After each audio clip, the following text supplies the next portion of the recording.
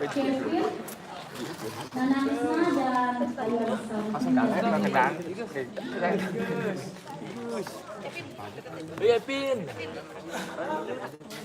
Mungkin buat teman-teman jangan berdiri dulu mendekat dan merapat buat kita jadi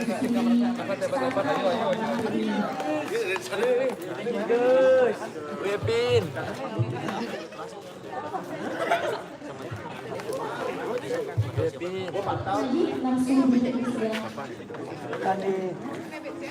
Yang lama-lama duduk.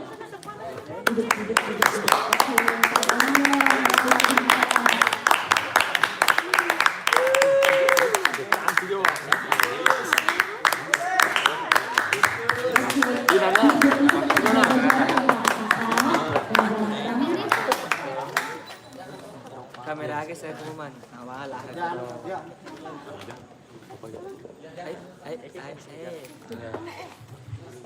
Oke, sebelum itu saya terima kasih buat penonton. Udah meluangkan waktu buat mengapresiasi partisipasi kita dan terutama buat pihak AMJ yang konsisten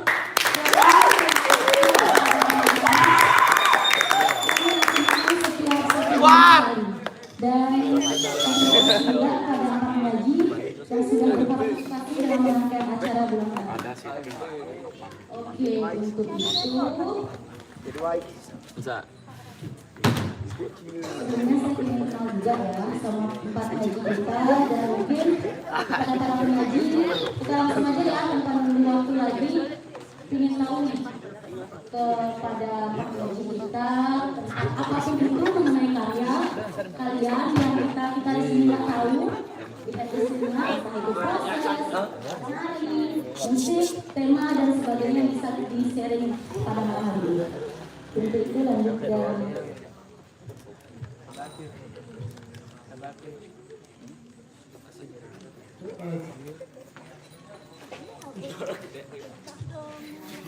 sebelumnya perkenalkan nama saya juga di sini saya mau sedikit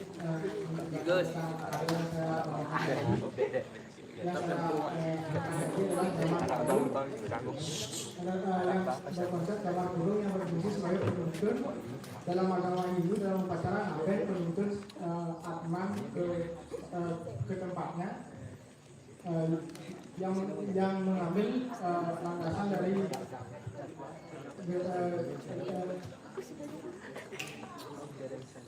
gerak efek dari terhadap jiwa yang gelap melihat cahaya bagaimana penari itu tubuh itu mengeksplor ke arah cahaya dalam suasana ruangannya gelap atau sekelilingnya tak ada cahaya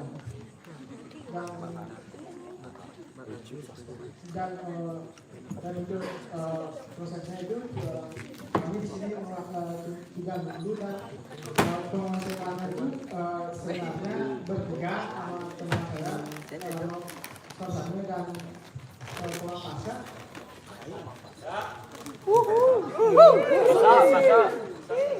Boker. Dan yang tadi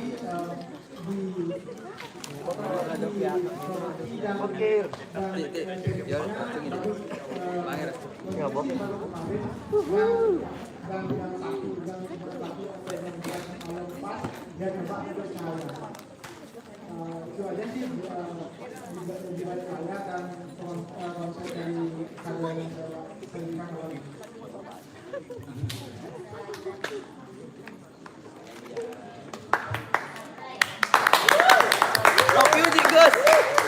Gus yang impi. Om Swastiastu. Om Swastiastu. Hai teman-teman semua. Oke, jadi saya perkenalkan nama Tiap Kevin, Tiap alumni dari SMA juga tamat pada 2019. Jadi terkait dengan apa yang Tiap bawakan tadi, jadi sebenarnya lebih ke pencahayaan sendiri yang paling sejati dari kelahiran, keturunan dan lain sebagainya. Jadi dalam karya ini tentunya yang menggambarkan bayangan flashback masa lalu Ditya. Dimana misalnya dia media sebenarnya perkenalannya hanya untuk merenungkan apa sih yang saya lakukan selama umur saya ini sampai sekarang gitu. Apa sih yang saya lakukan, dan ada satu pertanyaan yang bikin saya bingung, siapa sih saya sebenarnya. Ya sebatas itu sebenarnya yang ingin saya sampaikan dalam karya ini, dan karya ini berjudul #1 aku. Jadi akan ada #2, #3, seperti itu. Jadi terkait dengan proses, kalau ide dari konsep ini sudah kira-kira dari 6 bulan lalu yang sudah kepikiran dengan menggarap karya ini, dan juga 6 bulan yang lalu yang mencari jati diri yang ketika tiap ada kerjaan tanggung, apalagi corona semua nggak ada baik, yang udah tamat kan. Ya seperti itu yang mencoba mencari tahu dari latar belakang hidup yang lahir di daerah yang sebagai apa, darah yang ini ditugaskan sebagai apa di Bali. Karena di Bali kan kita punya kepercayaan ya, setiap orang punya tugas masing-masing yang harus diemban untuk dijalani, baik itu pertanian dari leluhur maupun tugas yang memang harus kita jalankan berdasarkan darah kita ini siapa sih, seperti itu. Untuk yang sekarang kita setia nggak menggunakan sampai sana, karya ini nggak menggunakan sampai sana, cuman flashback yang nanti next sambil berjalannya waktu, tiga mungkin jadi mulainya akan yang saya sampaikan apa sih sebenarnya, siapa sih saya sebenarnya, seperti itu. Mungkin teman-teman juga bisa mencari jati diri dengan masing-masing. Ya, seperti itu. Kemudian untuk proses berkarya yang dari 2,5 minggu yang lalu mulai proses sampai sekarang kali 7 kali ya, 7 kali dalam proses, 7 kali pertemuan dengan penari. Itu biasa kita lakukan persembahan dengan dapat untuk penggarapannya sih dan di sini berusaha untuk menjadi penggarap yang merdeka ya, karena di balik proses ini juga yang berpikir tidak bisa mengendalikan diri, kebenaran ilmu sama orang sampai yang lupa tapi sih ya sih nanti sebenarnya tidak sih seperti itu. Jadi di sana yang pengen berkarya dengan merdeka, oh ya ada diusir otak jangan dulu tuannya ya. Tapi kalau ini karena ini nggak murni juga, karena kita akui ya, kita semua punya pengalaman ilmu yang berbeda, tentunya pasti ada pengaruh juga, pasti terbawa juga. Kita kan belajar dari pengalaman biasanya. Historia istilah juga. Itu saja Enjoy, semua. Baik, terima kasih semuanya. Perkenalkan saya Ismail di sini diberikan ruang oleh Bali untuk ikut memeriahkan juga mengisi bulan Januari di Maret 2022. Nah, pada kesempatan yang berbahagia ini, terima kasih sebelumnya Ibu sudah mengundang saya, sudah memberikan ruang kepada saya untuk menyuarakan kebahagiaan saya. Untuk apa ya? Untuk apa yang saya tampilkan tadi sebenarnya itu hanya sebuah pemikiran semata mengenai sebuah persepsi saya terhadap sentuhan yang ada dalam tubuh. Jadi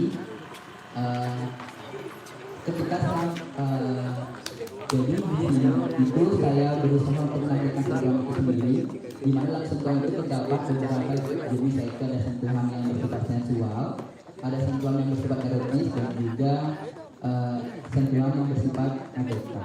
Tapi di sini saya lebih memfokuskan pada bagaimana sih pendapat saya bisa diterima sama orang lain mengenai sentuhan itu sendiri. Dan saya juga ini terinspirasi dari sebuah film di Thailand. Sebenarnya film ini mengajarkan banyak hal kepada saya terutama sebagai penonton perpustakaan film ini, apresiasi itu saya tuangkan, persepsi itu saya tuangkan ke dalam bentuk karya. Jadi karakter ini hanya sebatas tentang pemikiran saya terhadap apa itu sentuhan atau physical touch itu sendiri. Dan balik lagi ke teman-teman, jika punya persepsi lain, itu oke. Sebenarnya seperti itu aja apa yang saya sampaikan. Oke, untuk itu tema yang saya gunakan adalah toleransi. Toleransi. Kenapa toleransi? Karena ketika kita punya persepsi, apakah kalian atau orang lain itu bisa menerima perbedaan persepsinya saya dengan persepsinya kalian? Gitu. Jadi di sini saya lebih menekankan kepada persepsi kita masing-masing terhadap apa yang saya sampaikan. Apa yang kalian pikirkan itulah yang saya buat. Gitu. Sekian, terima kasih.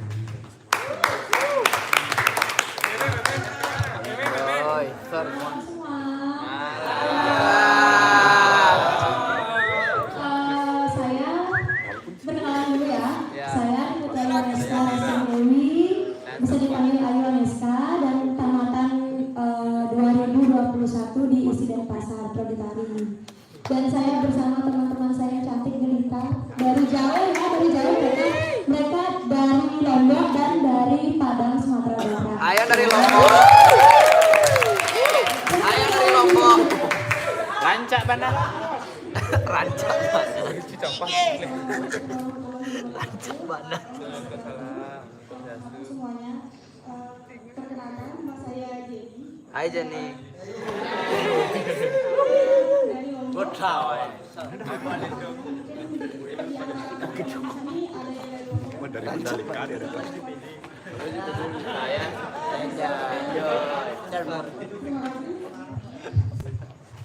Malam semuanya. Perkenalkan nama saya Nabila, biasa dipanggil Dewi. Saya berasal dari Padang Sumatera Barat. Sebelumnya saya S1 di Universitas Negeri Yogyakarta. Pendidikan Sindika. Terima kasih. Jadi sedikit ya, sedikit tentang karya kami. Sebenarnya karya kami ini prosesnya sangat singkat. Jadi pada bulan menari bulan lalu itu kami bertemu dengan salah satu dosen yang kebetulan selalu hadir dalam acara bulan menari, di mana ya beliau malam Pak Bapak Aji Nurah ya, beliau bertemu dengan kami dan memberikan challenge untuk Jenny sebenarnya. Ayo dong mahasiswa pasca, sekali-sekali ikut di bulan menari. Jadi setelah bulan tanggal 28 itu ada nyepi dan kami kebetulan selalu bersama ya, kami nyepi juga bersama.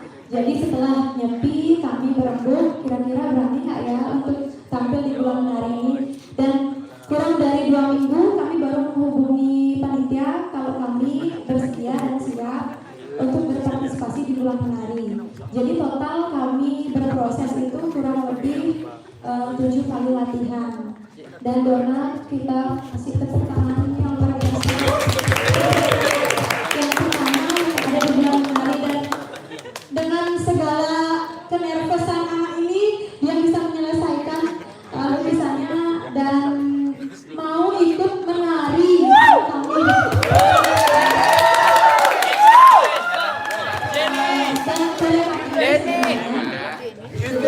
Dari yang sedang hype ya tentang seksualitas.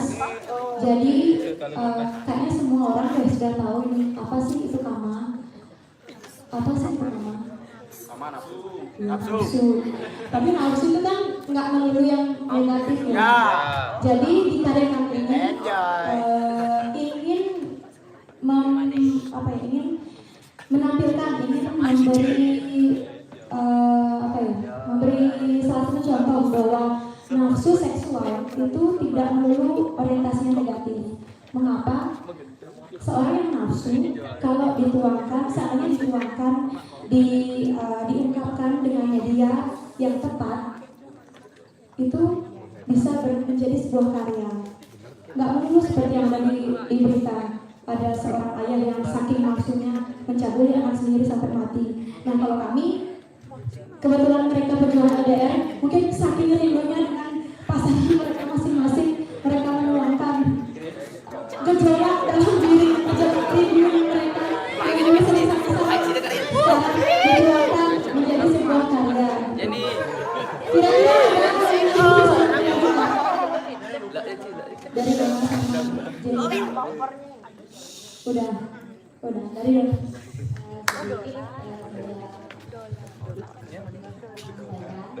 Masa teriak sih. sebenarnya sebenarnya saja itu diangkat dari hal yang selalu kita alami mungkin setiap malam gitu ya. Sendirian itu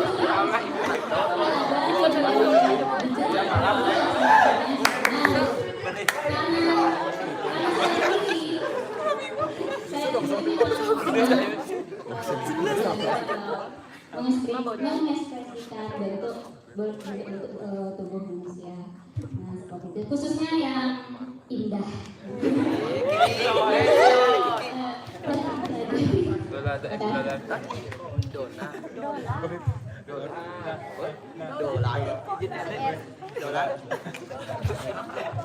Oke, nanti saya akan simpulkan ya apa yang dikatakan dari Gus.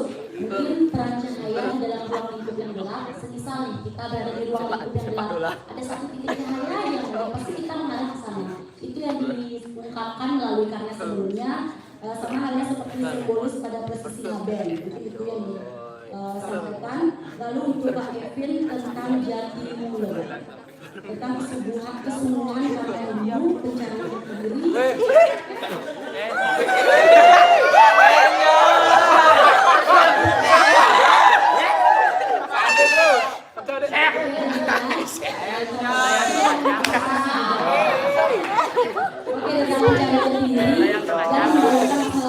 Tentang siapa sih sebenarnya Kevin yang bisa tampil yang kayaknya masih siapa masih. Lalu bagaimana atas Bang?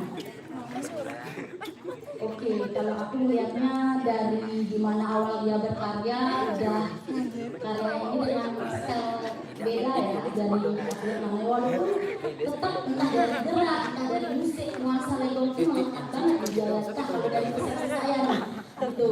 Dan mengungkapkan tentang pengetahuan, mengungkapkan persepsi mengenai sentuhan dalam tubuh. Tapi penyaji memfokuskan pada pendapat penggarap dengan karya disebutkan. Jadi kalau teman-teman punya persepsi lain, itu hak juga gitu. Lalu untuk kakak cantik Ayu Alisa dan kawan-kawan, nafsu itu bisa dikatakan keinginan. Kita selalu yang nafsu itu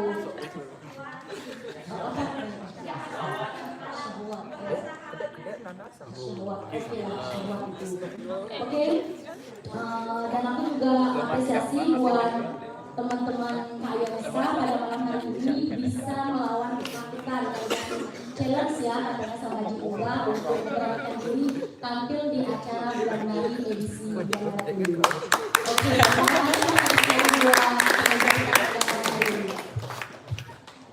udah selesai nih sesi diskusinya. Besok kan sesi pemaparan penyaji pada malam hari ini. Mungkin saya buka kepada penonton ataupun yang YouTube ada.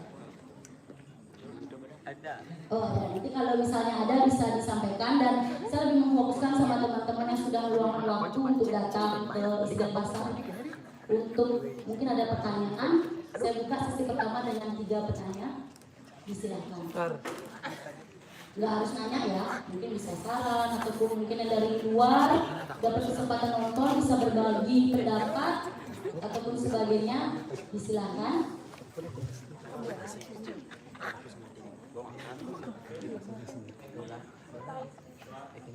Oke, nggak ada ya, sampai tunggu ya. Semoga kita tunggu yang nanya di berapa hari ini. Oh iya.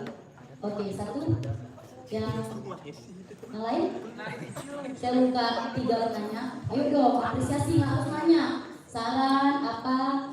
Oke, 2, Bukir, 3. Ya galang. Mantri cukong. Cukong. Oke. Kalian bisa bantu kalian masing-masing. Dek, Pak dong.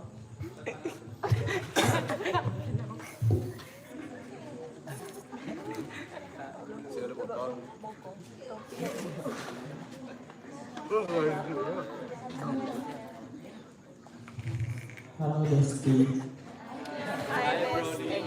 Ya, Sar. pertama-tama saya senang banget buat keempat penampilan yang sudah mempresentasikan karyanya.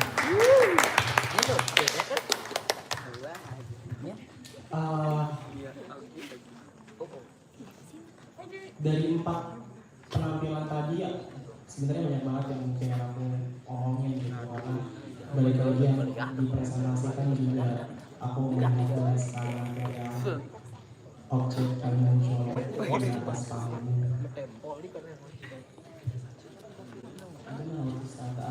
Mungkin untuk yang pertama, karena aku juga melihatkan di pertengahan dan tadi kamu memaparkan tentang bagaimana tubuh bereksplorasi dengan melihat cahaya gitu. Aku juga sebenarnya sedang mempertanyakan itu gitu, dan mempertanyakan dan juga research tentang tubuh dan cahaya gitu. Karena kalau misalnya kita analogikan manusia sama seperti tumbuhan, kan tumbuh tidak akan mengikuti following the lights, mengikuti cahaya gitu. Makanya ada tumbuh ya kayak gitu analoginya. Dan tapi yang menjadi pertanyaan aku buat kamu adalah apa bedanya eksplorasi tubuh dengan cahaya dan juga koreografi gitu. Karena menurut aku karyamu sangat koreografis dan tidak ada sisi eksplorasi dari antara tubuh dan juga cahaya. Mungkin pertanyaanku itu satu.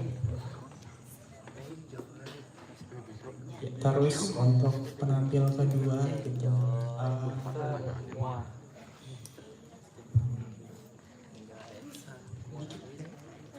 yang penampil kedua penampilan kedua aku juga pengen ada beberapa feedback dan juga pertanyaan gitu, karena kan akhirnya kalau dibilang masalah pencarian jati diri itu manusia akan selalu mencari jati dirinya yang lain sampai kita meninggal, sampai kita tua. Even kita kan manusia mengalami beberapa krisis kan dalam hidup, kayak quarter life crisis, terus a half crisis, kayak per umur gitu, 25 tahun akan ada krisisnya, terus 50 tahun ada krisisnya lagi, mental dan lain-lain. Nanti di umur 70 kalau misalnya manusia masih hidup juga kita mengalami krisis gitu. Lalu yang aku pertanyakan adalah, ya semua orang mengalami itu gitu, lalu feedback ke audiens apa gitu? Apakah cukup menurutmu penonton tahu kamu sedang mengalami pencarian jati diri, apakah itu sudah cukup? Karena menurut aku nggak adil aja gitu, nggak ada feedback gitu antara penonton dan juga penampil. Karena aku cuma tahu, ya gue tahu lo lagi nampilin karya tentang pencarian jati dirimu, and then what, ya terus feedbacknya apa gitu buat aku yang nonton gitu. Karena kan maksudnya harus ada interaksi timbal balik ya, nggak cuma kayak ngelempar terus kita kayak yang kayak gitu. Juga mungkin mempertimbangkan nah ini juga lumayan menggelitiku sih, kayak karena banyak banget material dan juga objek yang hadir gitu. Akhirnya apakah aku bertanya, tanpa adanya material atau objek yang hadir di panggung, apakah itu tidak mencapai estetika yang kamu inginkan gitu? Karena akhirnya menurutku too much, menurutku kayak terlalu banyak material yang terlalu. Jadi aku mempertanyakan gitu, apakah misalnya material itu tidak ada, apakah itu mengurangi esensi atau estetika yang ingin kamu capai?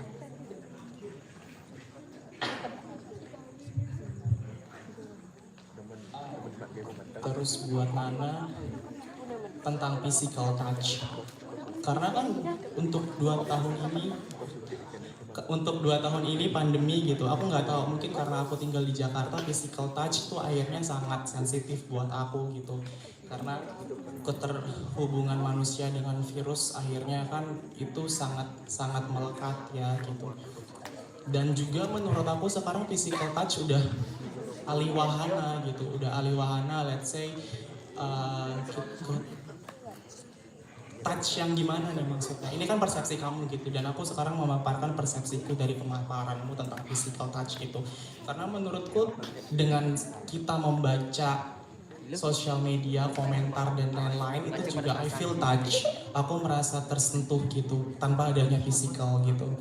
And then apa yang bilangnya kayak sentuhan itu sih yang perlu dipertimbangkan lagi kayak karena aku nggak merasa tersentuh gitu, even di penarimu, even antara sentuhan dari penari dan juga audiens, penampil dan juga audiens. Tapi aku suka sama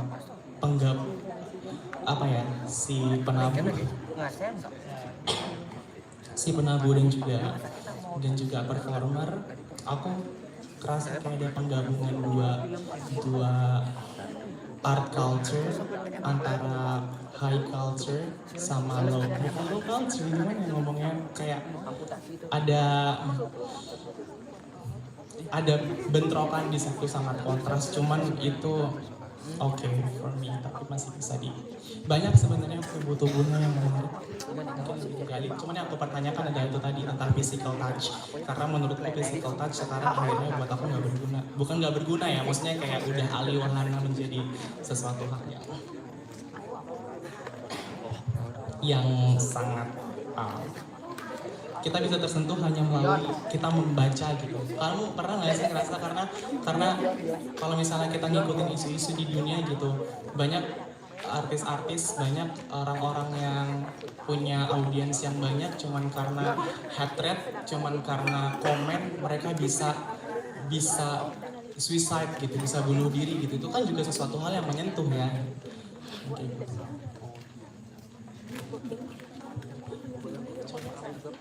Terus buat penampil yang keempat, yang menarik banget karena menurut aku sekarang seni tari itu nggak bisa berdiri sendiri kan, maksudnya kayak karena ada pandemi juga kita akhirnya harus bernegosiasi dengan dunia virtual, dengan kamera dan lain-lain gitu.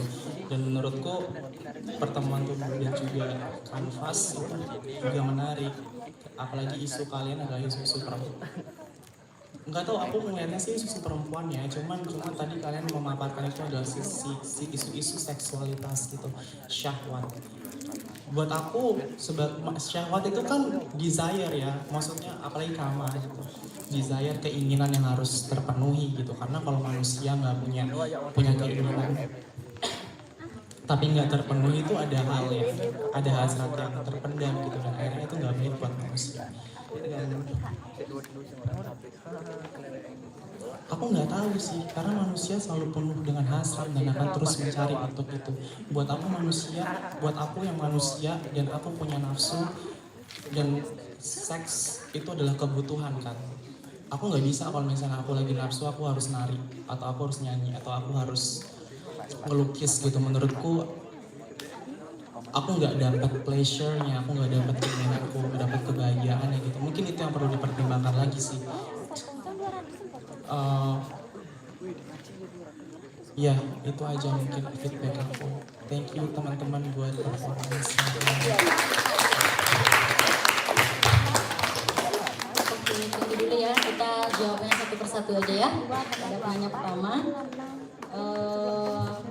Mungkin dari Kak Ogi kepada penanya pertama, penyaji, apa bedanya eksplorasi tubuh dengan cahaya atau koreografi? Lalu untuk Kak Kevin, apa feedback karya ini ke penonton, biar ada timbal baliknya? Lalu untuk Nana, sentuhan fisik, sentuhannya seperti apa?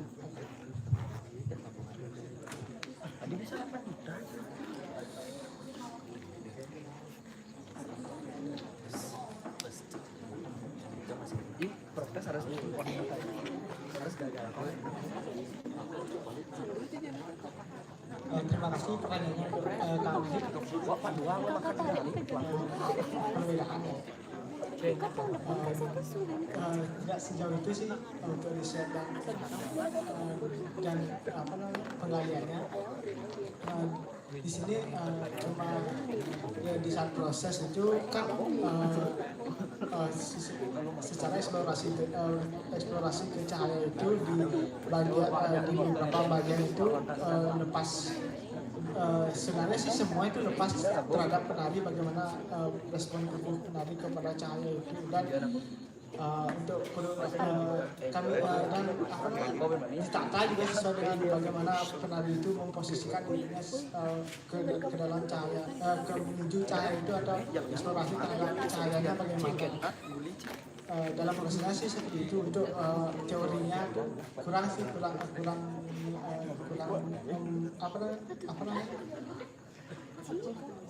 kurang menggali lagi sih teorinya untuk tentang kode itu aja sih saya. Terima kasih. Halo.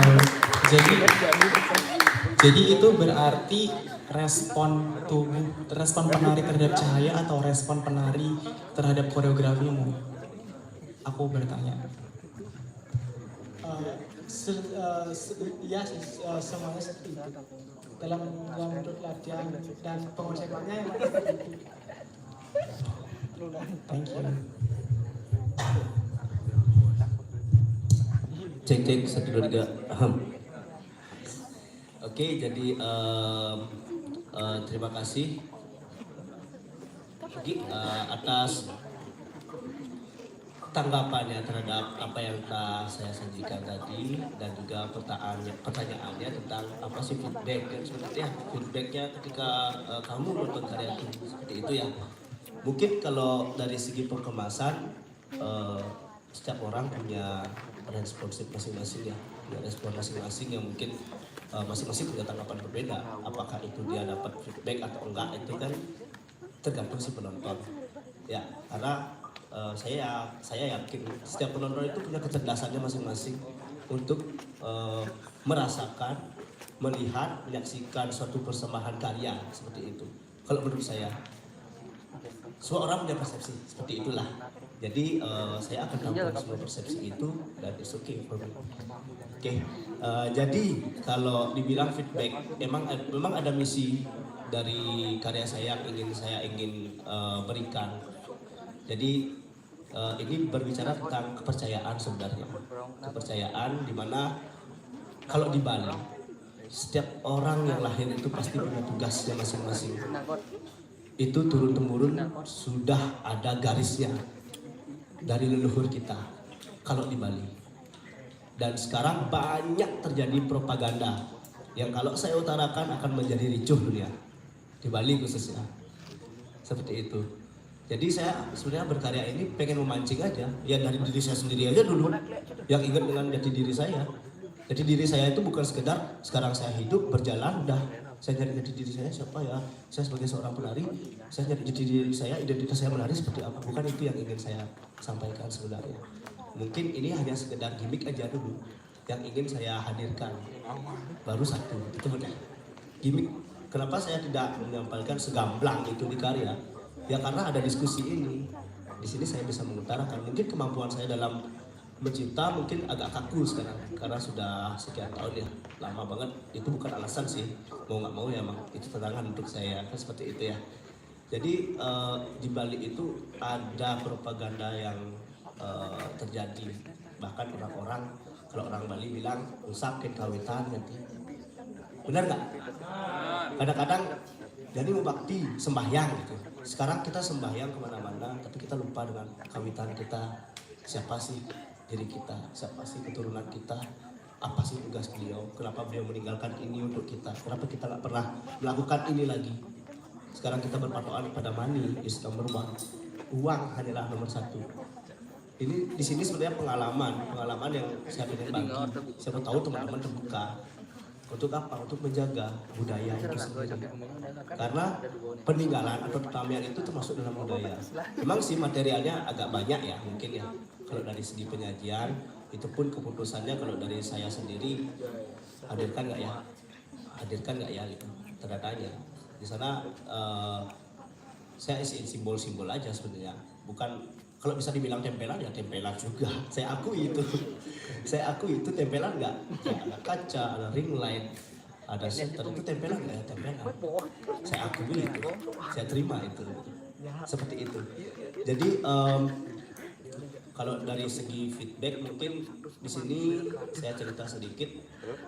Saya berjalan menggeluti dunia tari, berproses di tari, belajar. Yang awalnya itu semua dari meniru, seperti itu kan ya.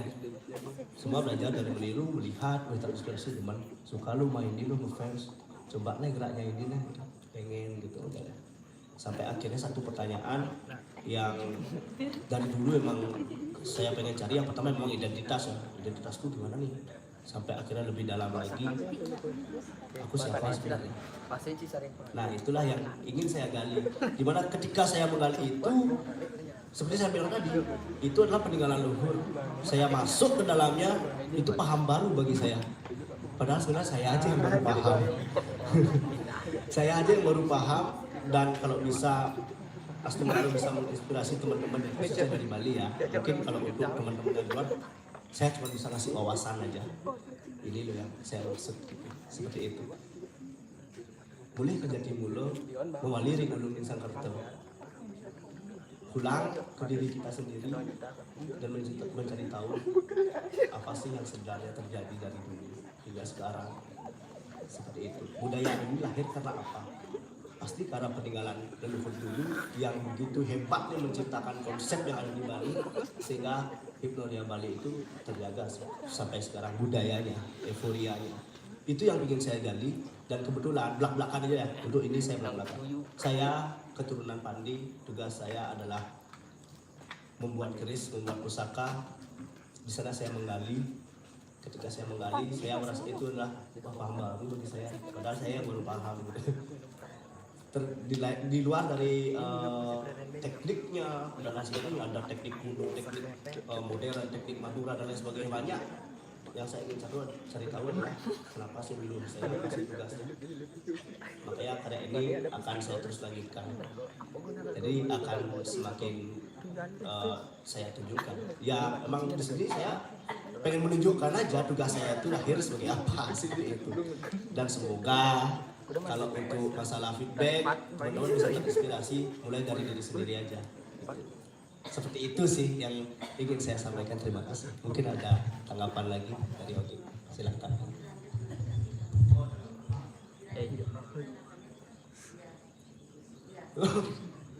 Oke, lanjut Nana. Oke, aduh. Kayak Ogi. Jadi sentuhan seperti apa gitu kan? Sentuhan yang saya maksud itu adalah ketika saya menonton film dari bergenre romantik dari Thailand, saya melihat di sana memang pemerannya bukan laki ataupun perempuan sama perempuan, tetapi pemerannya itu laki-laki, keduanya laki-laki. Tapi apa yang saya lihat, saya tidak melihat mengenai cara mereka untuk caranya kedua orang ini untuk apa ya, merasakan hasrat nafsunya itu. Tapi saya melihat dari sudut pandang saya bahwa ketika kita menyentuh seseorang, ketika kita memberikan touch ke orang itu akan merespon. Ada dua respon, responnya yang positif maupun respon yang negatif. Kalau sefrekuensi responnya itu berarti dia positif. Kalau misal tidak, mungkin orang yang disentuh itu akan jijik. Nah, kedua hal ini saya bawa ke sini, ke panggung gitu loh Kak. Terus kemudian dari hal itu saya melihat bahwa sejatinya sejatinya tuh ini merupakan hal yang tabu banget sih di sini ya. Sejujurnya saya juga takut untuk membawa ini, tapi ini merupakan hal yang harus saya sampaikan bahwa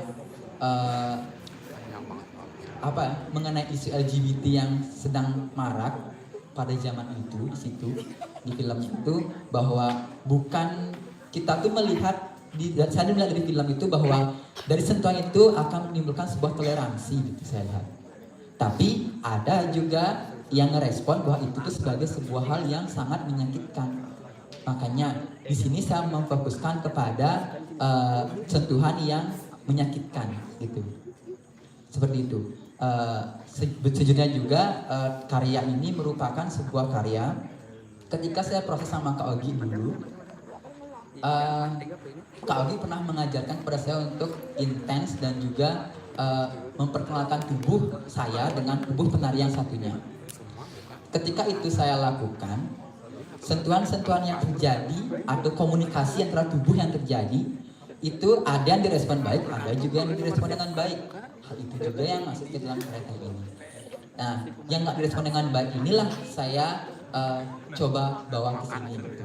Bahwa sejatinya ketika kita menyentuh orang, ketika kita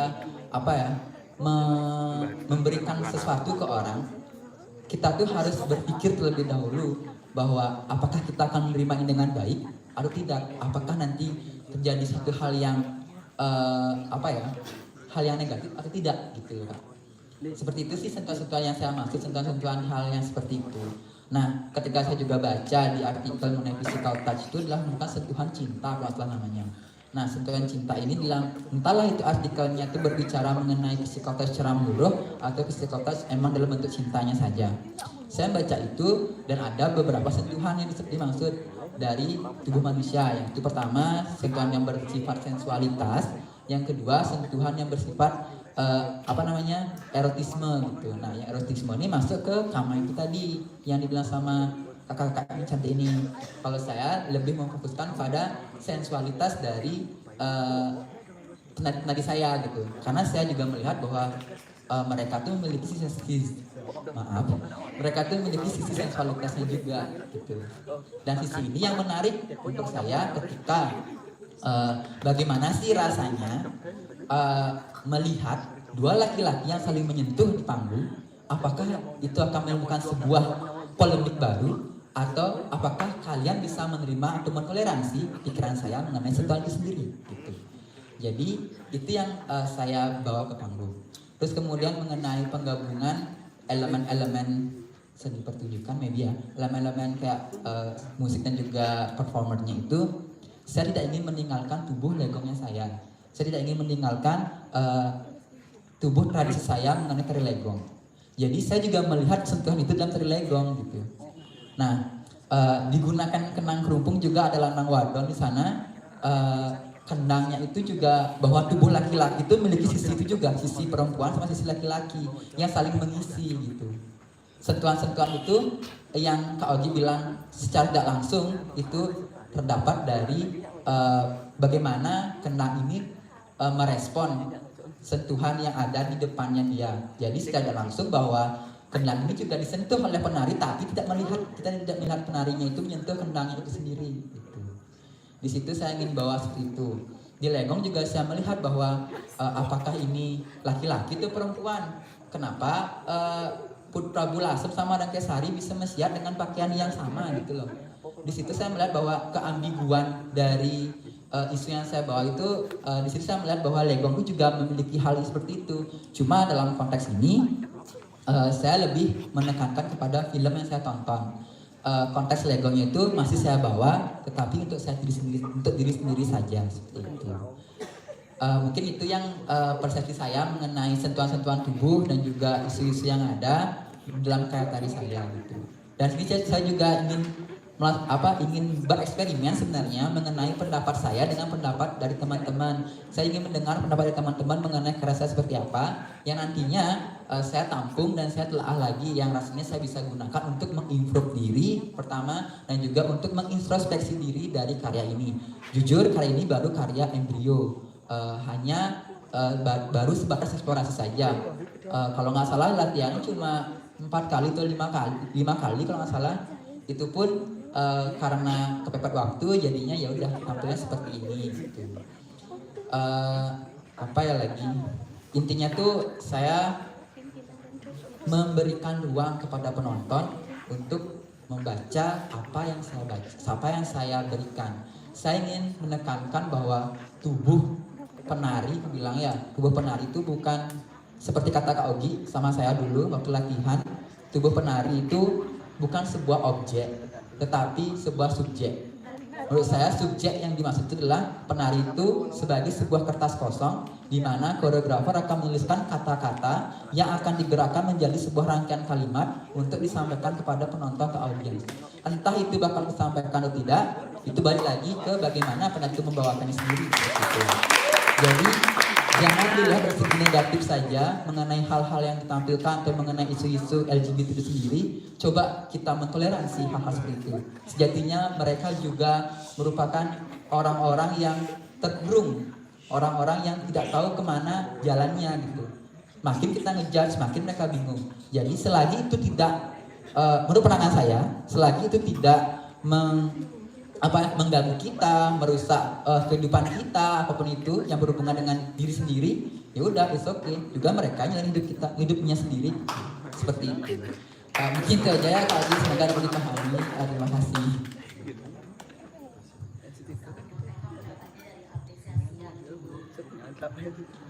Halo Kak Ogi, makasih banyak untuk apresiasinya dari kakak. Tadi kakak juga bilang kalau karya ini, kalau kakak mengalami yang namanya nafsu gitu, harus tersalurkan. Tapi dari kami bertiga, dari saya pribadi juga, seandainya saya nafsu terus, masa saya jadi orang hyper gitu kan. Jadi dari saya sendiri, boleh sih kita nafsu makan boleh. Tapi kalau kita makan terus, kalau gemuk siapa yang salah? Gitu kan. Dikontrol dan bisa diungkapkan, bisa dituangkan. Mungkin makannya itu dilihat aja videonya gitu kan, ngerasa kenyang gitu. Kalau dari aku, karena tadi ngangkat isu seksual, jadi seandainya kita merasa nafsu, seandainya saya merasa diri saya bergejolak dan tidak ada yang saya ajak, jadi mungkin saya bergerak. Itu sih dari aku Kak. Dan dari si perupa yang luar biasa ini, Saya tambah. Mungkin di sini ada perupa-perupa ya. Nah, dari perupa sendiri, saya pribadi ketika saya merasakan apapun itu, seperti marah, sedih, pasti saya ekspresikan ke lukisan saya. Nah, termasuk itu nafsu saya. Jadi saya pasti menyalurkan ke lukisan dan karya-karya saya. Nah itu, karena saya juga merantau jauh ya, sendiri gitu. Yang saya bisa lakukan tuh berkarya. Seperti itu, terima kasih. Terima kasih Kak Ogi.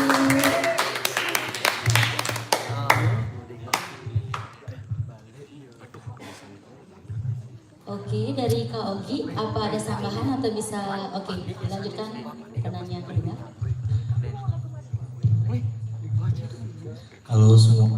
Halo semuanya, salam kenal. Perkenalkan dulu, aku Dimas dari Solo. Selamat untuk teman-teman semua telah menyajikan karyanya pada malam hari ini yang luar biasa sekali. Di sini mungkin aku hanya mau kasih pendapat aku aja ya. Jadi kayak kalian nggak perlu ngejawab, nggak perlu apa juga nggak apa-apa. Aku hanya mau kasih tahu pendapat aku aja.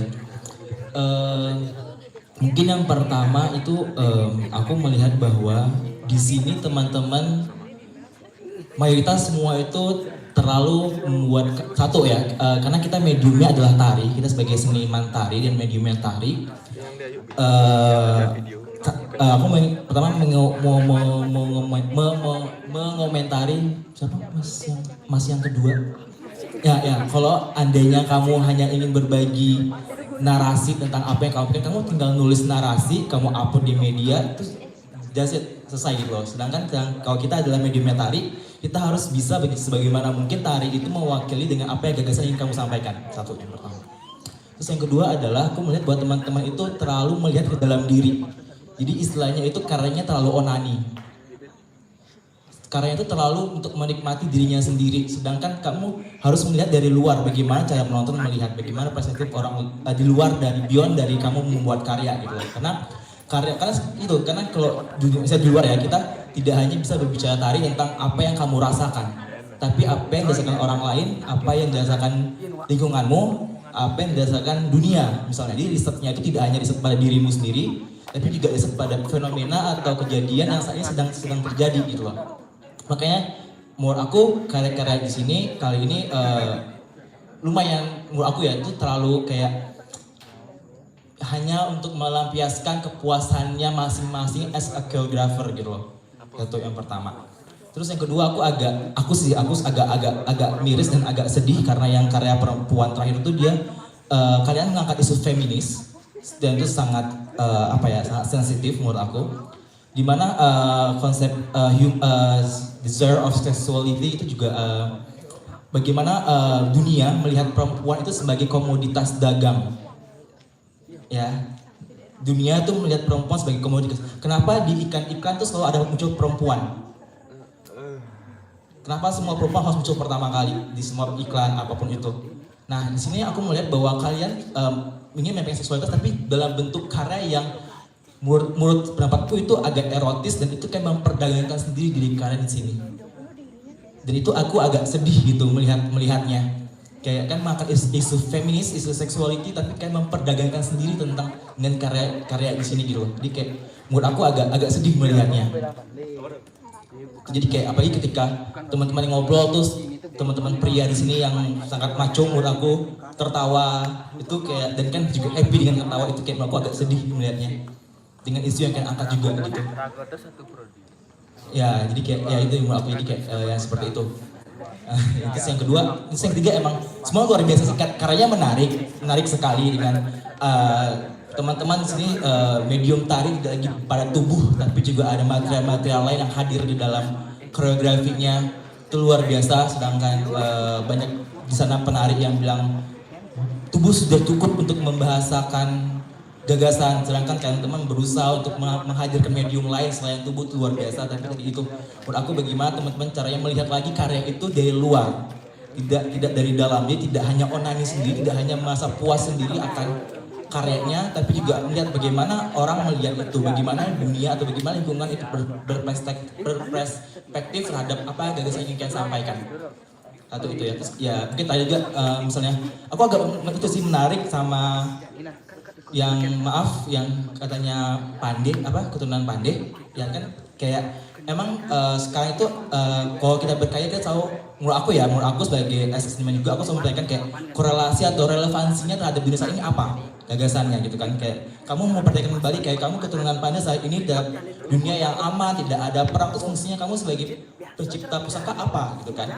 Mungkin aku gitu ya, mungkin aku jadi kayak korelasi atau relevansi terhadap dunia saat ini gitu.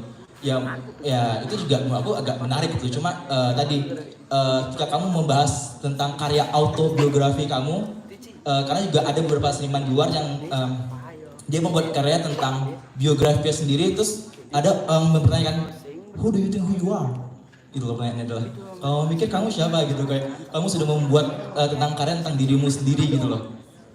Itu kan menurut aku gagasannya mungkin lebih menarik ketika kamu mempertanyakan lagi kembali tentang sisilah ajaran di dalam Hindu bagi kamu keturunan Panda terhadap konteks modernitas saat ini pada dunia Bali, ekosistem Bali saat ini. Itu mungkin aku lebih menarik ketimbang kamu membicarakan tentang jadi dirimu sebenarnya siapa gitu. Buat aku nggak mau tahu kamu siapa gitu. Dan itu nggak penting. Dan aku yang lebih penting lagi adalah kamu mempertanyakan kembali tentang status Pandamu itu. Itu sih, aku cuma itu ya. Terima kasih.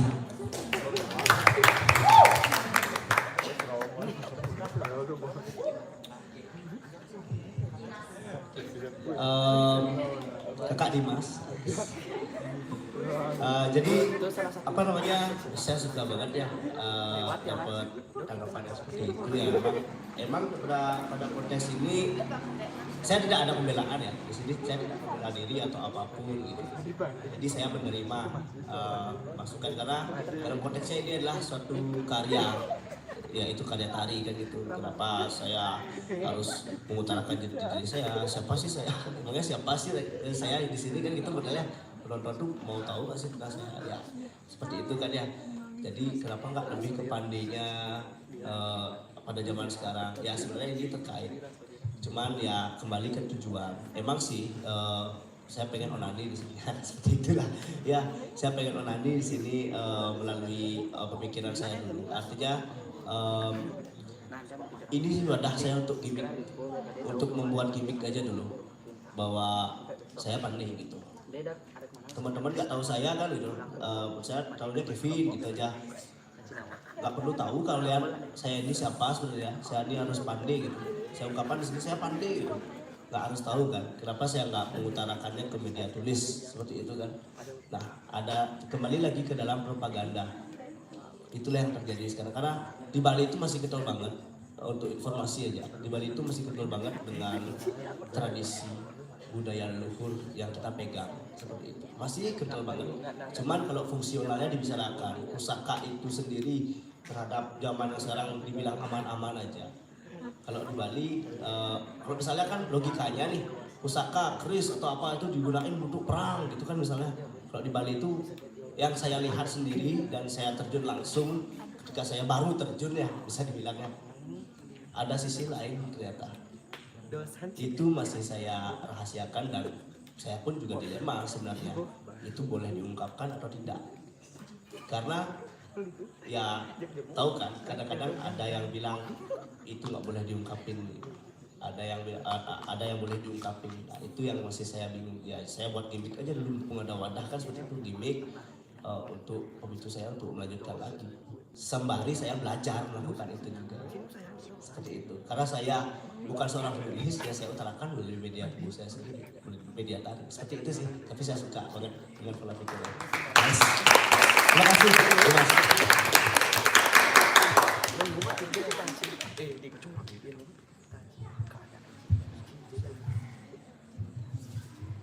Makasih Kak Dimas, apresiasinya sangat luar biasa. Dan tadi poin 1, 2, 3 itu ada benarnya.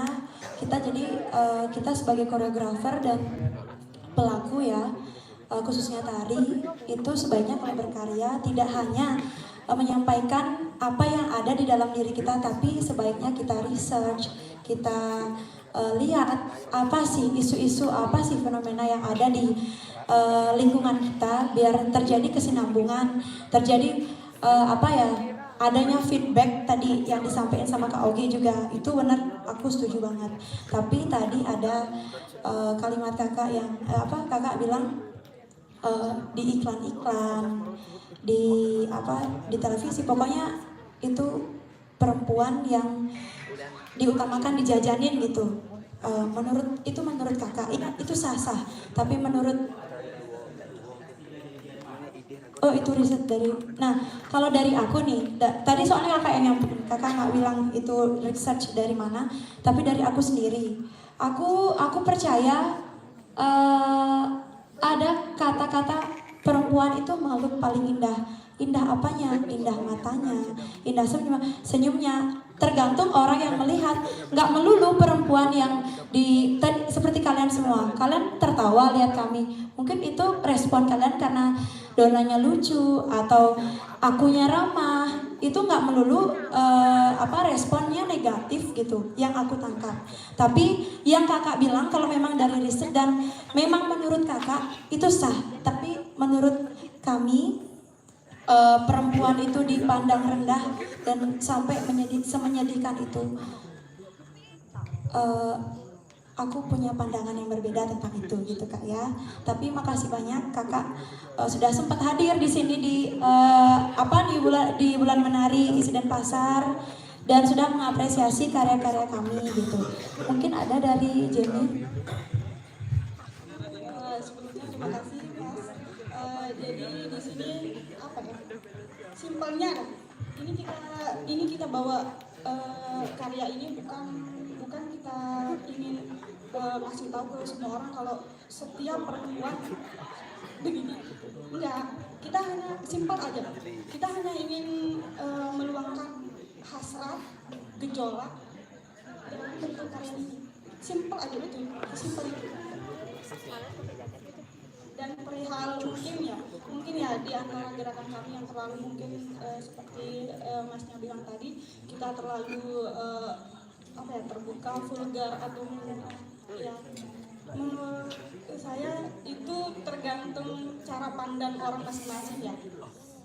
Selebihnya kalau menurut kita masih dalam batas wajar, dan itu sah-sah aja juga orang ingin berpendapat seperti apa gitu. Cuma kita hanya ingin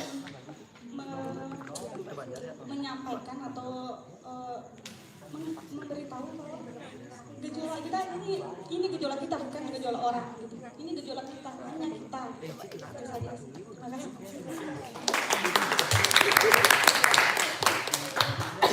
Tapi mungkin mungkin kedepannya kalau kita berkarya gitu ya, khususnya saya, Jenny dan Dona, sebaiknya nggak seperti itu lagi, lebih lebih memperhatikan apa sih yang ada di sekeliling kita, gimana sih respon orang gitu Kak ya. Oke deh, makasih.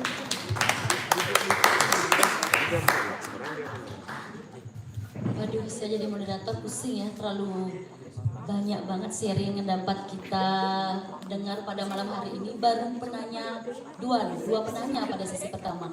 Oke, biar nggak lama saya lanjut ya ke penanya ketiga tadi, Mang Tri. Oke, dibantu panitia kasih mic-nya.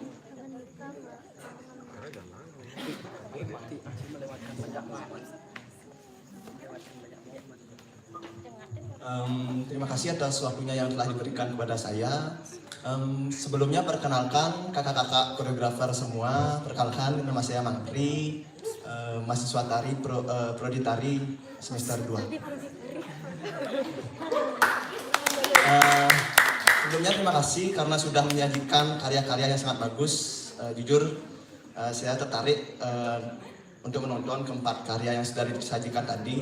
Cuman saya hanya ingin bertanya satu, utamanya kepada Kak Nana, penampilan dari Kak Nana, dari penyajian Kak Nana.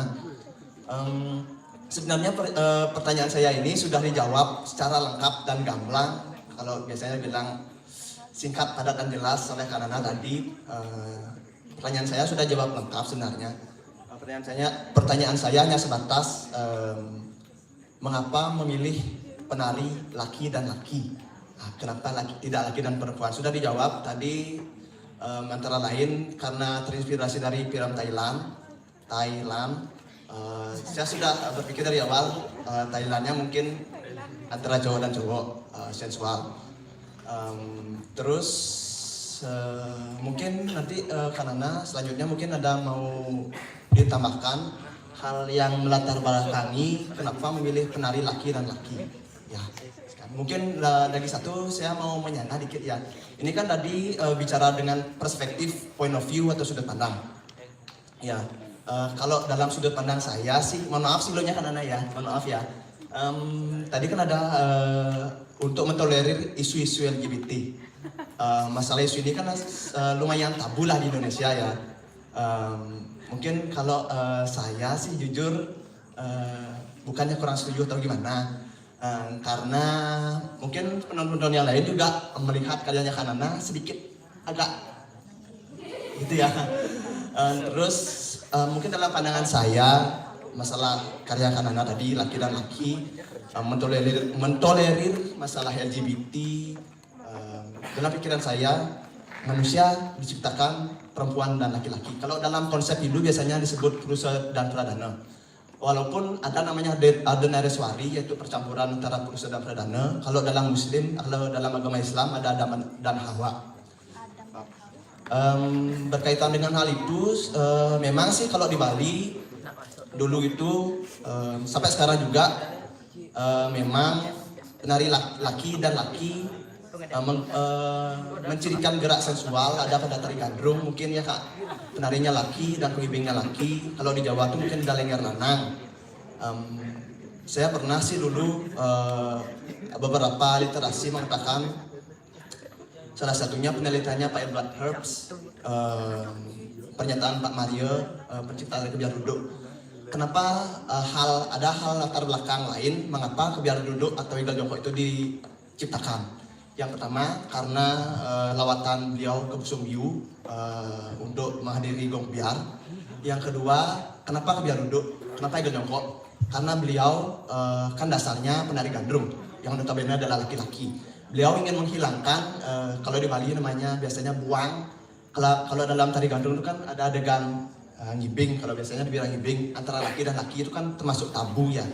Beliau ingin menghilangkan kebuangan itu antara laki dan laki dengan mencampur gerakan pria dan wanita dan tercipta Iga Nyongkok. Beliau sangat tidak setuju terjadi birahi di antara penonton laki-laki dengan penari laki-laki. Mungkin sekian pendapat dari saya, mungkin ada kesalahan kata, mohon maaf. Terima kasih atas waktunya. Mungkin untuk Kak Nana, mungkin bisa ditambahkan, mungkin ada hal lain yang melatar belakangi kenapa milih laki-laki selain untuk memperkenalkan atau berusaha merubah pikiran kita terhadap LGBT dan terinspirasi dari film Thailand. Sekian Kak, terima kasih atas waktunya. Asik. Akhirnya ada juga yang berbicara seperti ini pada saya. Berarti karena saya berhasil untuk memikirkan hal itu. Oke, untuk kenapa selain dari terinspirasi dari film Thailand, kenapa laki-laki gitu ya? Tadi sudah jelaskan sih. Saya ingin lihat respon kalian seperti apa sih ketika laki-laki semua laki-laki itu melakukan apa ya? Sentuhan-sentuhan di panggung gitu. Itu yang kedua. Terus yang ketiga, karena saya melihat dari sisi kelegongannya saya, sisi kelegongan dari perspektif saya bahwa apa ya, legong itu juga memiliki sisi hal itu loh. Dia kan sekarang, nah oke, dulu memang laki-laki yang membawakan dengan karakternya dia. Sekarang kan dia landas dengan karakter tuh. Sedangkan di hal apa, di isu ini juga ada karakternya dia. Ada yang bekerja sebagai apa aku nggak tahu itu ya. Apa itu nggak tahu tuh. Tapi intinya itu mereka juga bermain karakter di sana gitu loh. Jadi bukan saya ingin mengubah perspektif kalian mengenai LGBT itu ya. Tidak, saya tidak ingin mengubah itu. Kalau kalian jijik sama itu ya silakan. Kalau kalian memang tidak mentolerir itu ya silakan. Tapi saya cuma menekankan gini saja. Alangkah baiknya kita memberikan ya udah gitu Kak. Let it flow aja, yang penting itu nggak mengganggu kita gitu loh. Paham nggak sih? Ya kayak gitu maksudku intinya. Terus kemudian kenapa laki-laki lagi? Sejujurnya karena saya sering berproses sama perempuan saja dalam hal apa ya, membuat karya tari gitu tuh loh. Saya sering sama perempuan aja. Sekarang kenapa nggak mencoba ke tubuh laki-laki? Apa sih yang membedakan tubuh laki itu? Ini gininya saya apa? Anggaplah eksperimennya saya mengenai kenapa, apa sih yang membedakan ketika nanti saya berproses dengan perempuan dan berproses dengan laki-laki gitu. Sebenarnya ini cuma sekedar apa ya, saya tuh pengen bereksplorasi gitu loh dengan tubuh laki-laki, apalagi seperti siapa Mas Satria, seperti Diagos itu kan tubuhnya sedang mekar, sedang pengen untuk apa, berusaha ingin saya jelajahi tubuhnya seperti apa sih nanti ketika misalnya saya kasih versi saya seperti apa, versi ini seperti apa gitu. Toh juga saya berpikir bahwa laki-laki itu juga memiliki sisi itu gitu. Yang alasan kalinya adalah laki-laki itu memiliki sisi sensualitas. Semua orang memiliki sisi sensualitas dan juga erotismenya masing-masing. Cuma tidak ditunjukkan sama dia. Sekarang alasan saya memilih mereka berdua ya salah satunya adalah karena mereka memiliki sisi seksualitas menurut saya. Itu yang membuat saya tertarik untuk mengajak mereka berdua berproses seperti itu. Nah, untuk isu LGBT-nya ini sebenarnya cuma sekedar sebagai apa ya? Kalau bilang pembungkus juga enggak, kalau bilang cuma tali juga enggak, kayak menyinggung sedikit aja gitu loh. Yang saya tekankan di sini adalah sentuhannya itu gitu. Sentuhan-sentuhan antara apa ya, apa responnya ketika disentuh, apa gininya ketika dia seperti ini gitu aja sih sebenarnya. Kalau masalah aku bilang sama kalian untuk berpikir toleransi dengan LGBT is no, big no. Aku nggak mendirect kalian untuk bilang itu iya atau gimana, nggak. Aku juga sejujurnya kayak, ih mujang sih hal seperti ini di agama lu nggak ada juga bla bla bla bla. Aku paham kok itu. Aku paham juga negara kita lah negara agamis yang memang tidak bisa menerima hal seperti itu gitu loh. Nah, ini sebenarnya ketakutannya saya ketika saya membawa karya tari ini ke sini, memang ini ketekunan saya. Cuma saya balik lagi, saya juga saya ingin menggambarkan persepsinya saya aja. Ketika misalnya dunia ini bisa mentoleransi apa yang sebenarnya tidak bisa yang disukai sama orang-orang gitu loh. Hidup ini bukan mengenai apa yang kita sukai, tapi bagaimana cara kita menghargai perbedaan itu sendiri gitu. Tolong digarisbawahi seperti itu gitu. Bukan hanya sekedar di LGBT aja, mungkin nanti kamu berkarya berbeda dengan hal lain, apakah kamu bisa menerima? Walaupun idenya sama, konsepnya sama, tapi caranya kamu menyampaikan berbeda, apakah kamu bisa menerima perbedaan itu gitu loh. Perbedaan-perbedaan itu yang saya maksud, dari sentuhan itu saya kembangkan jadi perbedaan-perbedaan seperti itu gitu. Isu LGBT ini cuma sekedar menyinggung aja, mungkin masih kayak ya sekedar mentoel aja sih gitu sih menurutku. Ya bedakan antara menghargai sama mentolerir itu ya. Kalau mentolerir itu kayak mengharuskan, aku tidak mengharuskan kalian untuk menyukai atau mentoleransi LGBT itu dalam karyaku gitu loh. Atau juga aku nggak ada ngomongin tentang apa LGBT terlalu mendalam. Kalau aku ngomong LGBT terlalu mendalam, nggak gini nggak bahasanya nanti gitu. Aku cuma ngomongin responnya si penariku dengan kalian seperti apa itu aja. Dan apakah kalian jijik, apakah kalian gimana, ya itu cerah kalian masing-masing gitu sih. Terus kalau ngomongin tentang gandrung dan sebagainya itu aku baca juga sih ya memang apa ya. Aku juga mencoba untuk bagaimana sih ketika si penari satu dengan penari yang lainnya itu menimbulkan sisi feminismenya dia, menimbulkan sisi dominasinya dia. Kayak ada beberapa adegan aku buat si Mang Satria mendominasi si Diagus. Itu bagaimana responnya dan sebagainya gitu. Sejatinya itu semua timbul dari penari itu sendiri dan dia menyampaikan apa yang dia pikirkan gitu. Saya tidak mendirect dia untuk berpikir bahwa kalian adalah LGBT gini. Oh tidak, saya sudah seperti itu gitu guys. Mungkin itu aja ya, terlalu panjang. Mungkin ngobrol di luar aja ya. Siap? Oke, thank you.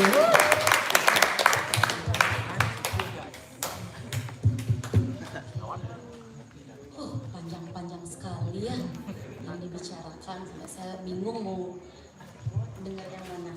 Oke, sebenarnya dari 3 penanya dulu ya untuk sesi pertama kita pada hari ini dapat saya ambil berapa poin.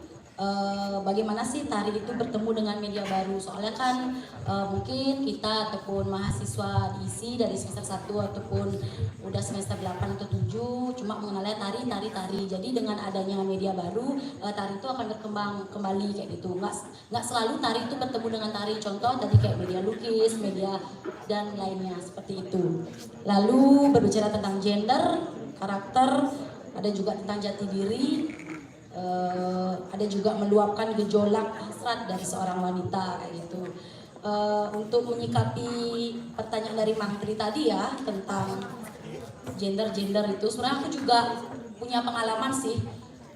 Pengalamanku dapat juga dari Ogi. Aku tuh jujur risih loh pertama kali dijadiin Mang Yuni jadi penariku ya. Oh oke, gitu. Kita budayanya bukan budaya sih, karena kita belum terbiasa ya lihat cowok nari sama cowok secara sensual, secara bersentuhan, ataupun cewek sama cewek saling pegang, ataupun cewek sama cowok saling pegang kayak gini mungkin dianggap gimana kayak gitu, karena kita nggak terbiasa melihat hal itu yang pertama, kebiasaan ya, atau mungkin budaya juga bisa, karena anak Bali kan dianggap ya gimana ya harus kayak gini, ada berapa aturan gitu. Sekarang kembali ke pola pikir gitu, kembali ke desa kalian patros yang kalau dari pendapatku. Terus sama Nana juga, Nana berharap sih dia nggak memaksa para penonton atau para apresiator untuk ngikutin, nerima loh bahwa cowok sama cowok tuh nari boleh gitu. Dia nggak maksa gitu, dia cuma ingin dikasih ruang gitu loh buat nyampein. Soalnya kalau aku lihat dia tuh kayak galau, kayak gelisah sama posisinya dia itu gitu loh. Soalnya sering proses sama cewek. Apakah salah cowok proses sama cewek? Apakah salah cewek proses sama cowok? Kan nggak ada salah ya. Kembali ke kita, sudut pandang kita, pola pikir kita gitu. Jangan cepat menarik satu kesimpulan dari satu sudut pandang kayak gitu mungkin. Jadi menurut Nana itu cuma untuk menghargai gitu aja sih. Sama yang lagi satu, pola pikir, terus kebiasaan kita gitu. Sebenarnya ini udah 1 jam lebih ya kita sesi tanya jawab pada malam hari ini. Untuk panitia masih Sen. Jangan dong malam ini panas. Ngajinya kena lampu. Oke, mungkin saya buka ya sesi kedua untuk lagi. Aku sebenarnya cuman pengen nanggapin nama pertanyaan dan point of view dari Mang Tri. I appreciate your point of view tentang LGBT QIA. Kak, mending duduk sini yuk. Para penonton yang di YouTube nggak tahu siapa sih yang ngomong ini dari tadi gitu loh.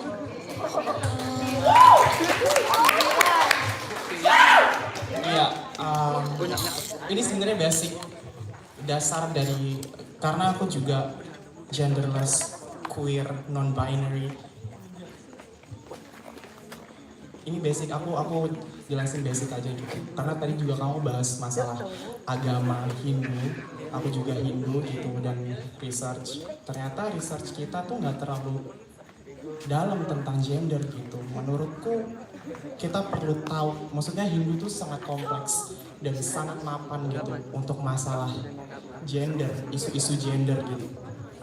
Terus ada satu tokoh di Hindu itu namanya Ardhanareswari atau Ardhanareswara, mungkin bisa research bareng-bareng. Dia tuh representasi dari Tuhan yang memiliki payudara, namun dia memiliki kelamin laki-laki atau penis.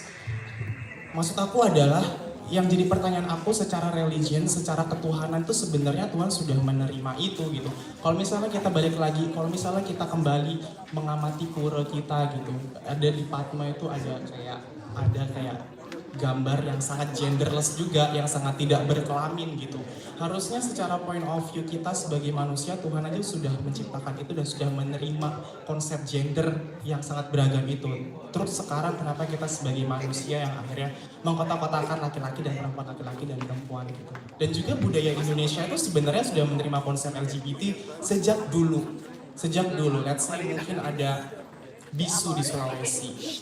Ada bisu Sulawesi, mungkin teman-teman yang mahasiswa juga bisa research itu kalau misalnya ketertarikannya tentang gender. Ada lengger lanang di mana sih? Jawa Timur, Banyumas, di Banyumas dan lain-lain, itu banyak banget. Sebenarnya Indonesia udah menerima itu, terus sekarang jadi pertanyaannya itu adalah why gitu, manusia zaman sekarang yang akhirnya kayak ditwist. Ini aku ngomong cuman karena mungkin agak sedih, karena di Bali menurutku juga sebaiknya tahu tentang konsep gender gitu, karena di sini sangat patriarki budaya sangat kental sama patriarki, di mana laki-laki sangat mendominasi kaum perempuan, dan menurutku itu tidak adil gitu. Jadi ini perlu secara basic budaya dan pengetahuan kita yang masih muda, kita harus tahu. Jadi kesannya tidak diskriminatif dan tidak terlalu force, tidak terlalu menghakimi. Jadi kita lebih toleran dan lebih kayak menerima, karena this is the world, like thank you. Mungkin aku nambahin dikit ya, soalnya tadi kan membahas masalah Adam dan Hawa juga ya kan, karena kebetulan aku lahir di keluarga Muslim, terus aku juga ayahku dulu Katolik dan aku belajar sekarang Buddhis. Menurut aku adalah kamu tahu kenapa Adam dan Hawa dilegendakan sebagai manusia pertama dan ditakdirkan untuk mencintai dan bersetubuh? Karena pada zaman itu adalah semua agama samawi adalah semua agama-agama yang patriarkis. Semua agama samawi tidak ada punya nabi perempuan. Namun aku agama Hindu itu malah agama yang sangat-sangat universal. Mereka memiliki dewi perempuan, mereka memiliki dewi yang genderless. Jadi menurut aku agama Hindu itu agama-agama yang sangat open minded menurut aku.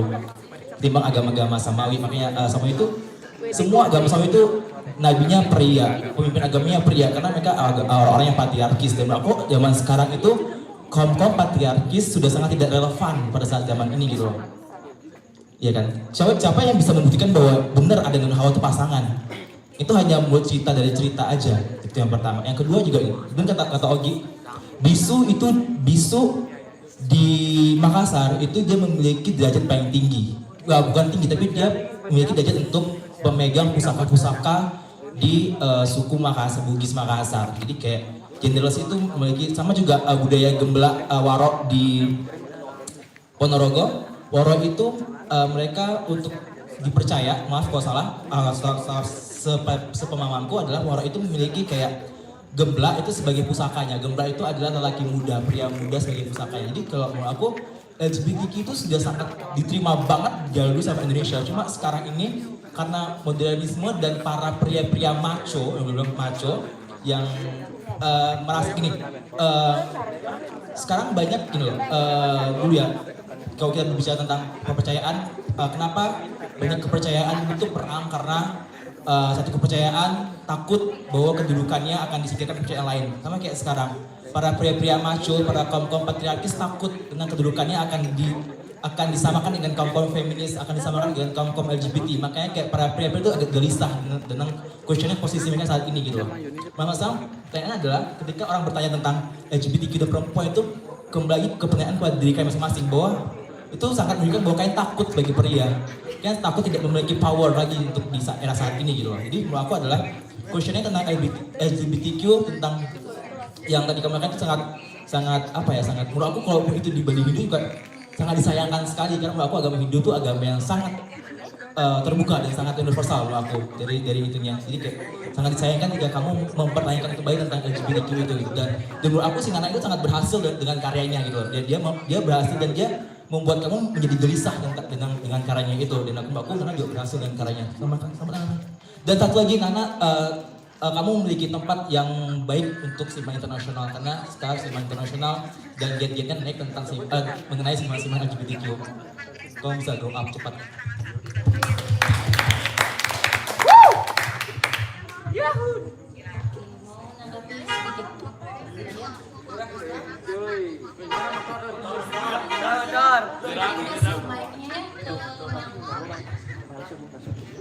Cek.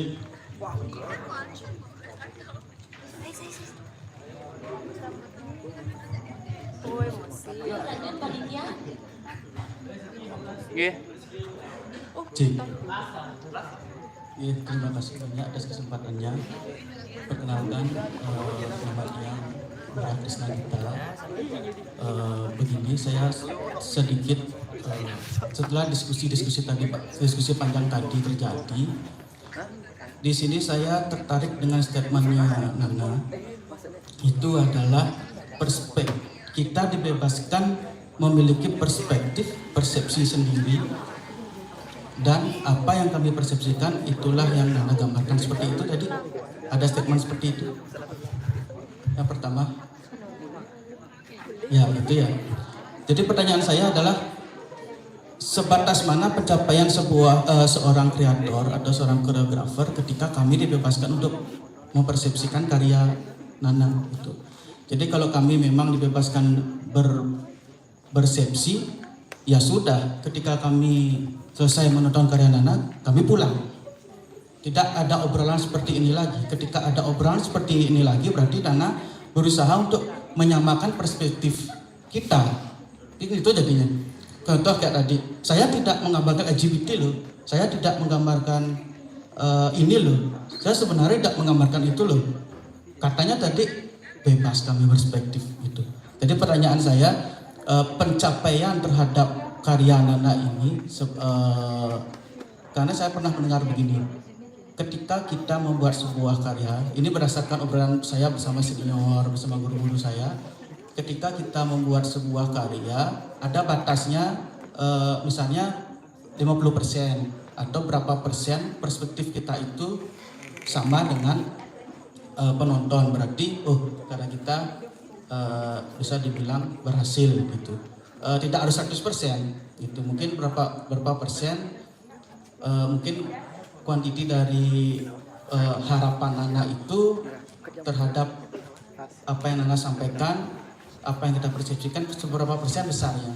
Gitu. Apakah memang tidak ada persenan, ya sudah, apa yang kami bebas persepsikan, ya sudah seperti itu misalnya. Karena ini juga kita bisa diskusikan bersama, kita sebagai seorang kreator, sebagai seorang koreografer, itu masalah persepsi sering kita temukan. Apa yang kita karyakan, kita apa aja persepsi dari penonton, ya udah gitu.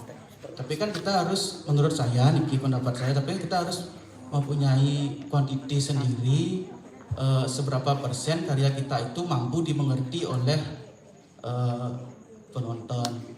Nanti mungkin kalau waktunya belum ini, teman-teman di sini juga bisa berpendapat untuk tentang persepsi dari karya kita itu kepada penonton, seperti itu. Terus yang kedua, tadi ada dari Kak Dimas,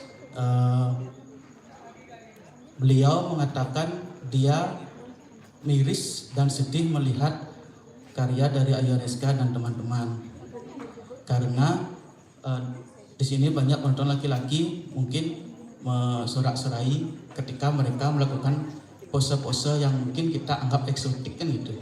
Nah, menurut saya itu keberhasilan dari Ayu Aneska dan teman-teman. Karena apa? Kita melihat ini dan inilah kenyataannya gitu. Ketika mereka menunjukkan keeksotikan tubuhnya dan kita bersorak-sorai, dan ada Kak Dimas yang miris melihat itu, menurut saya itu sebuah keberhasilan dari apa yang ingin dibicarakan oleh Ayu Aneska, seperti itu. Karena tadi Kak Dimas membilang Nana itu berhasil menggambarkan isu-isu LGBT dan lain-lain, sehingga membuat gelisah Mang Tri. Berarti kan karyanya Ayu Aneska juga berhasil membuat Kak Dimas itu menjadi gelisah. Jadi kan isu-isu apa yang ingin Kak Dimas itu menjadi miris ya gitu. Jadi sebenarnya saya melihat simbol-simbol yang digambarkan oleh Ayu Aneska, dan kita melihat kenyataannya sekarang bagaimana kita kaum pria bisa suka melihat eksotik gitu. Mungkin saran saya, kemirisan dan kesedihan Kak Dimas ini bisa menjadi embrio baru untuk kalian. Bagaimana Kak Dimas yang sedih, yang miris, ya, bisa kalian gambarkan juga. Mungkin itu kedepannya menjadi embrio itu. Itu aja sih, karena saya juga memiliki kegelisahan tentang, yang paling poin di sini adalah saya memiliki kegelisahan tentang kebebasan persepsi, kebebasan perspektif. Karena saya kebetulan juga sedang belajar sebagai kreator, sedang belajar sebagai koreografer. Kalau kita hanya memasrahkan perspektif karya kita itu kepada penonton, ya berarti pencapaian kita terhadap karya kita itu apa? Seperti itu. Terus apa lagi? Nah, tadi itu masalah onani itu ya. Onani itu kita analogikan aja bokep mungkin ya. Nah gitu ya, lebih gampang kan kalau bokep. Bokep itu tidak memikirkan siapa yang nonton, ya udah gini aja. Nah, gitu aja kan. Dia tidak memikirkan siapa yang menonton, entah itu anak-anak, entah itu dewasa gitu. Tapi tetap kita nonton gitu. Padahal dia tidak memikirkan kita gitu. Seperti itu. Mungkin di sini kita tidak salah, menurut saya nih, pendapat saya, karena sampai Ayu Aneska mengatakan ya karya kedepannya saya tidak akan seperti itu lagi gitu. Itu kan kalau saya sebagai seorang kreator janganlah seperti itu gitu. Mungkin ada masukan, tetap kita semangat karena seperti itu. Terus masalah onani tadi itu kita tidak salah mengekspresikan apa yang kita rasakan, mengekspresikan diri kita sendiri dan melihat kedalaman diri kita sendiri, melihat lingkungan sekitar. Mungkin dari segi kita kan kalau dalam sundasti pertunjukan ada artistik, ada yang dan yang lain-lain gitu. Mungkin kehadiran kami bisa lebih diperhitungkan mungkin lewat apa ya, tidak asik sendiri di atas panggung gitu. Tidak asik sendiri di atas panggung, memikirkan sudut pandang penonton gitu, memikirkan lightingnya sebagaimana, memikirkan speakernya, sound systemnya bagaimana, membuat gerak apa yang pas untuk dipertontonkan. Itu kalau masalah mengekspresikan diri sendiri itu tidak masalah menurut saya. Itu mungkin yang diperhatikan mungkin itu ada di hal eksternal yang di dalam diri kita sendiri, sudut pandang penonton dan lain-lain, tempatnya seperti ini seperti apa. Itu sih kalau Tiang. Terima kasih banyak atas waktunya. Dan Tiang sangat berterima kasih kepada HMJ Tari sudah konsisten melaksanakan bulan menari Niki, sudah sangat baik. Mungkin saran saya ke depannya diskusi ini bulan menari ini selindik gitu. Karena sebuah karya itu akan hidup ketika karya itu diobrolkan gitu. Seperti itu, karena mungkin event karya di luar sana sudah banyak. Kita menonton karya selesai. Tapi momen rago morto jak kene sulit dicari di sini itu. Mungkin karya itu sebagai buah pemantik dan obrolan ini bisa sangat penting karena karya itu akan hidup ketika karya itu terus orang gitu. Terima kasih semua. Oke, ini penanya terakhir ya, setelah kita banyak-banyak bincang, nanti kalau lagi mau bincang kita bisa di luar dari arena ini ya. Untuk itu kepada penyaji ketika ingin menjawab bisa dijawab dengan singkat dan to the point tanpa dikali kembali. Oke?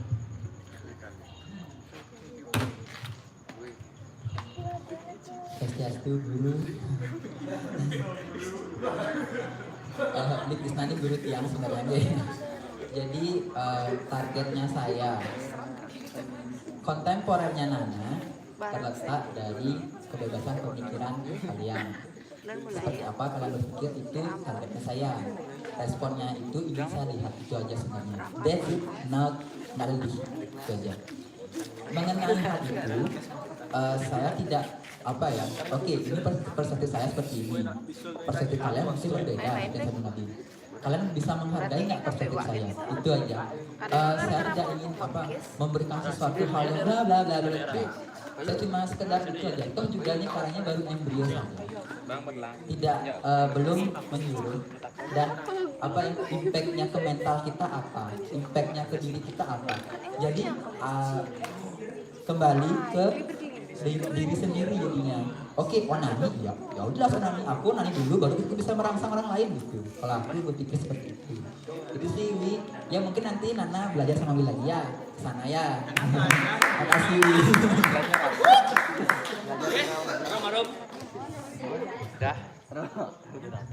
Oke, terima kasih sebelumnya bincang-bincang kita pada malam hari ini.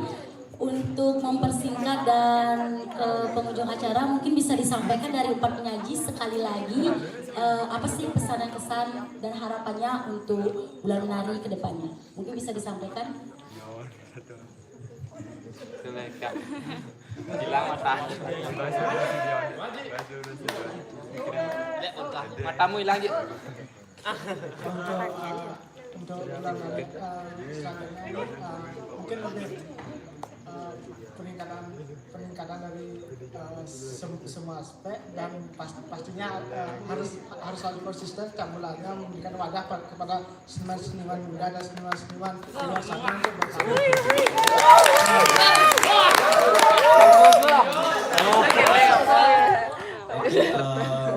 Kalau dari saya sih tentunya ada wadah bulan menari ini. Di sini tempat buat kita belajar benar-benar untuk bagaimana menunjukkan diri, berkreativitas. Kalau ada saya pasti akan Astu Karma bisa hadir walaupun penonton. Cuma satu aja yang saya kecewa loh. Tidak ada. Tadi Nana bilang diundang, kok saya ngejohin Ibu di sini ke sini. Nggak bercanda. Artinya emang Tiang pengen dari dulu kan, dari tahun 2019 sudah pengen isi di sini nggak jadi soal baru sekarang kesampaian. Ya, jadi untung masih ada. Jadi apresiasi Tiang, kalian konsisten banget. Harus terus lanjut. Very nice, very well. Thank you. Pesan-pesan, oke. Harapannya juga ada satu. sebelumnya Wi bukan diundang ya, maksudnya dari dulu sebenarnya udah pengen, cuma nggak dapat waktu, akhirnya Wi memberikan uang, itu aja sebenarnya. Kesannya tuh udah ada peningkatan dari bulan lalu ya, mulai dari publis dan sebagainya itu tolong bisa ditingkatkan lagi, itu sudah bagus, ditingkatkan lagi dari segi sound system dan sebagainya, dari kesiapan teman-teman panitia juga, menginfokan ke talent juga, itu luar biasa sih menurut saya. Teman-teman HMJ sudah mempersiapkan dengan sangat matang untuk bulan ini. Saya sangat mengapresiasi itu, semangat terus ke depannya, dan pesan saya semoga penari saya tidak kapok dengan saya. Terus semoga juga HMJ Tari, Bulan Menari, apapun itu karya dari HMJ Tari bisa dilihat oleh kancah internasional maupun nasional.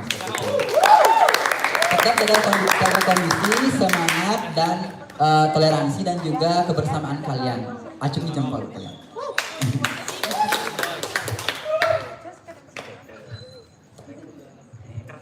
Kalau dari kita untuk Bulan Menari, terima kasih karena sudah memberikan kesempatan, dan semoga kedepannya tetap konsisten menyelenggarakan event-event yang lebih spektakuler. Jadi nggak cuma mengundang anak-anak tari, prodi tari, semoga kedepannya bisa lintas prodi gitu ya. Ayo semangat. HMJ Tari Jaya. Iya, Jaya. Oke, harapannya kepada HMJ sangat berterima kasih sudah diberikan ruang dan wadah untuk kita para seniman muda berkreativitas. Dan saya Mang Yuni memohon maaf bila ada kesalahan baik disengaja maupun tidak sengaja, dan dari penyaji juga saya mewakilkan mohon maaf. Untuk itu jangan lupa saksikan kembali Bulan Menari di tanggal 28 April tahun 2021 di Denpasar.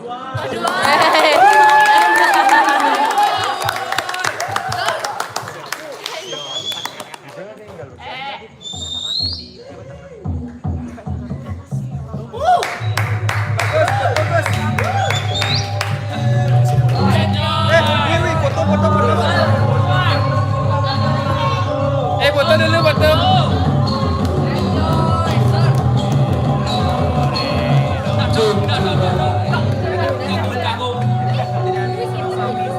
Untuk penyaji mohon foto-foto dulu.